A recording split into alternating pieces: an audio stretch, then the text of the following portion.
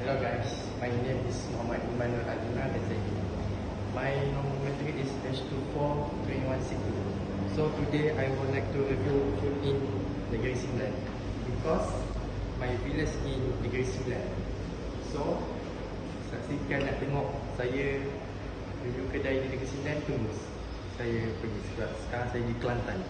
Alright, jumpa nanti. So guys, we at Negeri Sembilan. So let's go to Gerobak Salai. Let's go. So